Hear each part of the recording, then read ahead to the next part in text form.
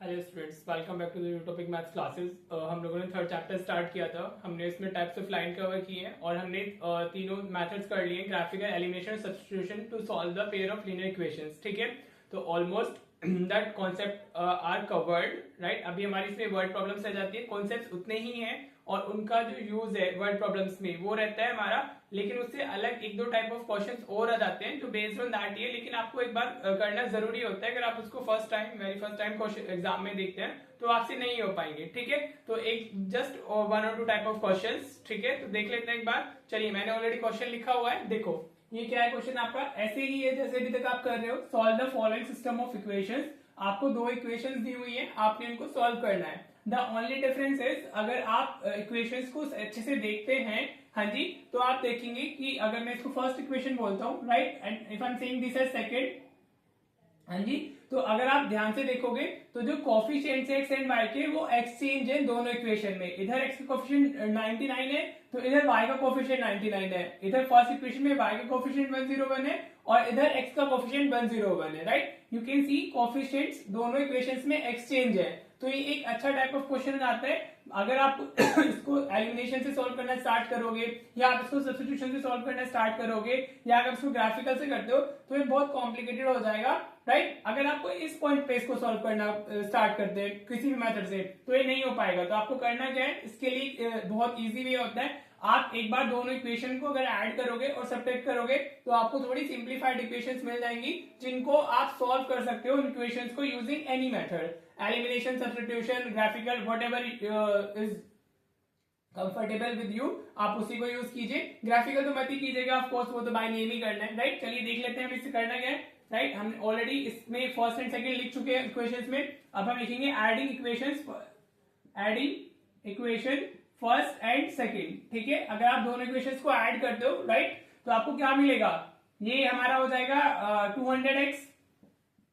अगर हम 99 और 101 को ऐड करेंगे तो 200x हो जाएगा, प्लस इधर हम ऐड करेंगे तो वापस आपको देखो तो सेम नंबर ही मिलने वाला है राइट, क्योंकि हमारे जो कोफिशिएंट्स है वो एक्सचेंज है, इधर 99 है, इधर 101, 101, 99। तो आप एडिशन में आपको दोनों को सेम ही मिलेगा राइट। अगर आप इधर ऐड करोगे तो यू विल गेट 1000। ठीक है, समझ आया। लेफ्ट हैंड को लेफ्ट हैंड से ऐड कर देना है, राइट हैंड को राइट हैंड से ऐड कर देना है। क्लियर हो रहा है बेटा? होपफुली आपको समझ में आ रहा होगा कि हम कर क्या रहे हैं इसमें राइट। तो now you can see, you can take 200 as common, तो आपको x प्लस वाई मिलेगा। इक्वल्स में हमारा 1000 लिखा हुआ है right. Now you can shift 200 to that side, तो हमारा x प्लस वाई कितना हो जाएगा, this will be 1000 divided by 200 right. तो अगर आप 1000 को 200 से डिवाइड करेंगे तो आपको x प्लस वाई कितना मिल जाएगा, दैट विल बी 5। समझ आया? क्लियर? तो आपको एक वेरी सिंप्लीफाइड फॉर्म मिल गई है x और y के अंदर। ठीक है जी, क्लियर हो रहा है? हाँ जी। तो हमने अगर दोनों इक्वेशन, अगर क्योंकि अगर आप ऐड करेंगे तभी भी आपको कोफिशिएंट सेम बनने हैं, आप सब्ट्रैक्ट करेंगे तभी भी आपको कोफिशिएंट सेम ही बनने हैं राइट। तो अब आप क्या कीजिए, आप सब्ट्रैक्ट कर दीजिए, सब्ट्रैक्टिंग एक बार ऐड करना है दोनों को, फर्स्ट एंड सेकंड को, और एक बार हमें क्या करना है, सब्ट्रैक्ट कर देना है। Subtracting equation first from equation second. हम क्या कर रहे हैं, हम सब्ट्रैक्ट कर रहे हैं इक्वेशन फर्स्ट को फ्रॉम द सेकंड। तो जिससे सब्ट्रैक्ट कर रहे हैं उसको ऊपर लिखना होगा आपको। ठीक है, मैं तो डायरेक्टली भी लिख सकता हूं बट आपके लिए मैं एक बार लिख देता हूं अच्छे से, ताकि आपको अच्छे से क्लैरिटी आ जाए। Then we have 99x right plus 101y equals to हमारा 499। हाँ जी, अभी सब्ट्रैक्ट कर रहे हैं तो साइन चेंज हो जाएंगे। हाँ जी, तो 101 minus 99, so this will B 2x right. 99 minus 101, ये माइनस 2y हो जाएगा, इक्वल्स में दिस विल बी 2। हाँ जी, अगर आप 501 से 499 को माइनस करेंगे तो आपको 2 ही मिलेगा ना। Now you can take 2x common, तो आपका x minus y is equal to 2 हो जाएगा। If you will be shifting 2 to this side तो x minus 1 equal to 2 divided by 2 होएगा। So x minus y is equal to what, x minus y is equal to 1। Let this equation is 4। हाँ जी, बस अब third and fourth को तो simplify करना बहुत ज्यादा इजी है। अब नॉर्मल सी इक्वेशन है, एक बार ऐड कर, इनको भी हम क्या करते हैं, सब्ट्रैक्ट कर देते हैं। अगर मैं क्या कर रहा हूं, if I M subtracting equation, किसी को भी कर दो, हम लोग कर रहे हैं equation third minus equation fourth कर रहे हैं। देखो मैं इस तरीके से लिखता हूं, आपको ऐसे लिखना होगा, subtracting equation fourth from the third right. तो अभी हमारी थर्ड इक्वेशन क्या है, x plus y is equal to 5।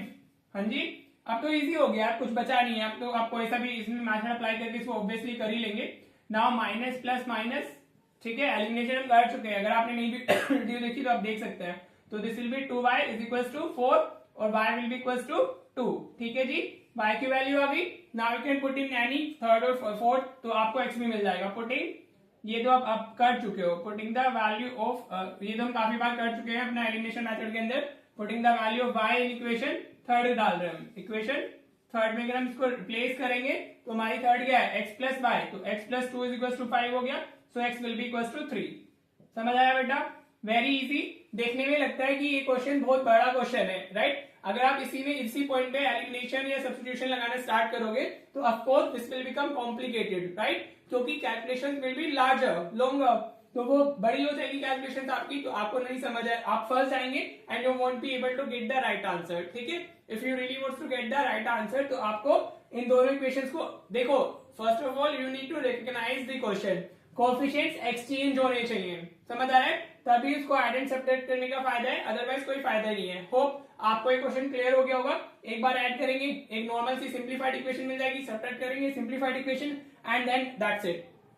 This is how you will be doing this type of questions जहां पे कोएफिशिएंट एक्सचेंज होते हैं, राइट? होपफुली आपको समझ आ गया होगा। इसको डिस्कस करना जरूरी था, because if you are watching this very first time you won't be able to do this. ठीक है बेटा, चलो अभी एक टाइप ऑफ क्वेश्चन और आता है, मतलब वो हमारा नॉर्मल ही है वैसे तो, राइट? लेकिन कभी कभी सीबीएसई पूछ लेता है, तो we are going to do that also, and then we will be winding up this chapter, right? चलो एक क्वेश्चन और देख लेते हैं। ऑलराइट, देखिए इस टाइप का क्वेश्चन भी कभी कभी आता है। Find the solution of the pair of equations, आपको hence find m if y equals to mx plus 5, right? तो आपको सबसे पहले क्या करना है, सोल्यूशन जो अभी तक आप करते आ रहे हो, राइट? फिर यहां से जो आपको x और y की वैल्यूज मिलेंगी आप इधर सब्स्टिट्यूट कर देंगे, so that you can get the value of m। तो वहां से आपको m की वैल्यू मिल जाएगी। ठीक है जी, तो ये तो पार्ट अब आपको आता है। ठीक है, आप इसको खुद से भी कर सकते हो। हाँ जी, एलिमिनेशन या सब्स्टिट्यूशन मेरा पर्सनल फेवरेट तो एलिमिनेशन है, तो मैं तो इसी से करने वाला हूँ। तो जल्दी से हम लोग क्या करेंगे, first of all we will be simply finding the solution of these two equations. ठीक है जी,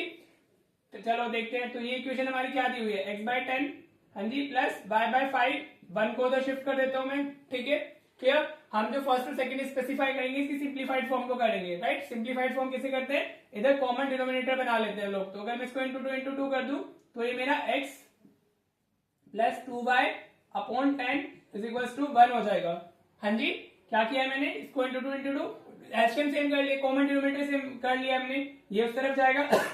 तो x plus 2y is equal to कितना मिल गया मेरे को, 10 मिल गया, right? So let this is the हमारा फर्स्ट इक्वेशन। हाँ जी, आपको जो गिवन थी आप उसी को भी ले सकते थे फर्स्ट, बट मैं सिंप्लीफाइड फॉर्म को हमेशा फर्स्ट से सेकंड कंसीडर करता हूँ, क्योंकि उनको सिंप्लीफाई करना ज्यादा इजी होता है, राइट? तो सेकंड इक्वेशन हमारी क्या है, x/8 plus y/6 is equal to हमारा 15 लिखा हुआ है। हाँ जी, अब इनका एलसीएम कितना होता है दोनों का, 24। तो इसको अगर मैं इंटू 3 करता हूँ और इसको इंटू 4 करता हूँ, राइट? तो मुझे क्या मिल जाएगा, I can get the my simplified equation. तो मेरा ये कितना हुआ, 3x plus 4y divided by हमारा 24 इज इक्वल टू 15 हो गया। हाँ जी, समझ आ रहा है? अभी आप 24 को उधर शिफ्ट कर लीजिए तो आपको कितना मिलेगा, 3x plus 4y is equal to 15 into 24। अगर आप इसको मल्टीप्लाई करोगे तो you will get 3x plus 4y is equal to, multiply कीजिए 360 आ जाएगा ये हमारा। इफ यू आर मल्टीप्लाई तो यू विल गेट 360। ठीक है जी, समझ आया? तो now you have two equation जिनकी आपके पास सिंप्लीफाइड फॉर्म है हमारी ऑलरेडी। हाँ जी, तो अब हम इनको सिंप्लीफाई कर लेंगे। देखिए कोएफिशिएंट, मैं एलिमिनेशन से जाऊंगा, इधर x का कोएफिशिएंट हमारा कितना है 1, इधर कितना है 3।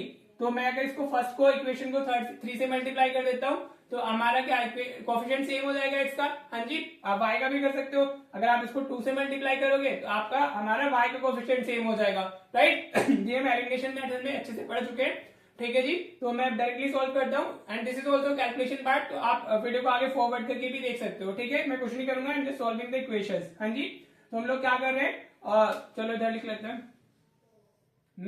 हम लोग मल्टीप्लाई कर रहे हैं, multiplying equation first by 3, equation by 3।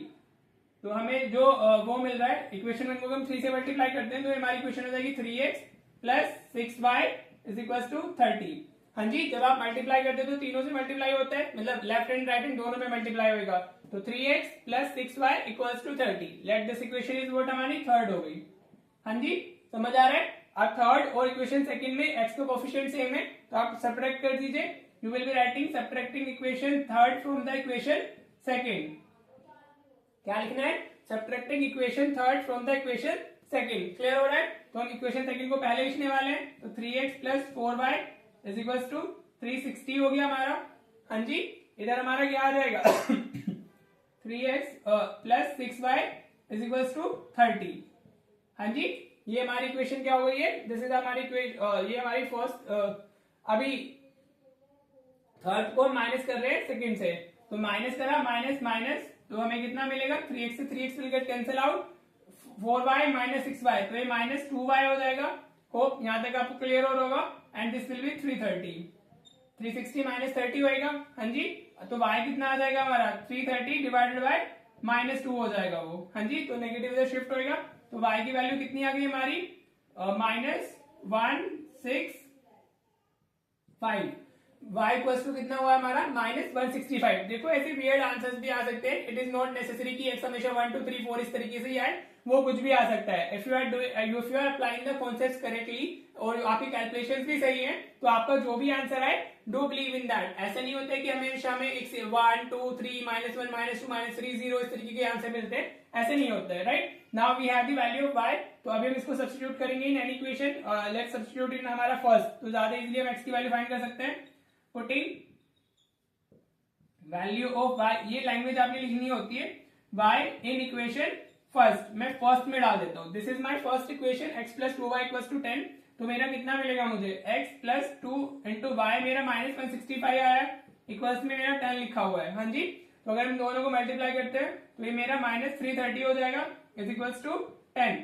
हाँ जी, तो वो उधर शिफ्ट होएगा. तो x will be 10 plus 330. So x will be equals to 340. हाँ जी, तो हमारी x की वैल्यू आ गई है. And we also get the value for y. हमारी x y दोनों आ गए हैं. तो एक पार्ट तो हमारा ये हो गया, which is the find the solution of pair of equations. हाँ जी, तो ये पार्ट कवर हो गया. देन अभी हमने फाइंड क्या करना है? अभी हमें वो देखो, this hence word is very important. Hence word का मतलब होता है यहां से जो आप वैल्यू फाइंड कर रहे हैं उसको यूज करके आपको नेक्स्ट वैल्यू फाइंड करनी है. Are you getting that? अगर आप ये पहले फाइंड नहीं करते हो तो आपको आंसर नहीं मिलेगा. If you are able to find this means firstly you need to find these two values of x and y, तभी आप वो कर सकते हो. ठीक है बेटा, होप आपको क्लियर हो रहा होगा. इससे मैंने कुछ नया नहीं किया है. I just simplified the equation and then applied the elimination method. That's it. इतना मैंने किया है. अभी हम लोग क्या करेंगे? या हमें क्या गिवन है? हमें गिवन है हमारा y is equal to mx plus 5. हाँ जी, ये चीज हमें गिवन है. तो अभी वैल्यू सब्स्टिट्यूट कर देते हैं. y की वैल्यू कितनी आई है हमारी? y की वैल्यू इज माइनस 165. m हमने फाइंड करना है. x हमारा कितना है? It is 340 plus 5. हाँ जी, ठीक है. तो अब पहले 5 इधर शिफ्ट होएगा, तो ये माइनस 65 माइनस 5 हो जाएगा. And this is m into 340. Right, so now this is minus 170 is equal to m into 340. Clear? Now अब इसको, ये तो बेटा बेसिक कैलकुलेशन है. ये तो होपफुली अब आपको 10th क्लास के बच्चों इतना तो आ ही गया होगा. और अगर नहीं आया, अगेन मोस्ट प्रोबेबली मैं फाउंडेशन सीरीज स्टार्ट करने वाला हूं जिसमें आपको ये सब सिखाया जाएगा, तो आपको क्लैरिटी आ जाएगी. तो m इज माइनस 1/2.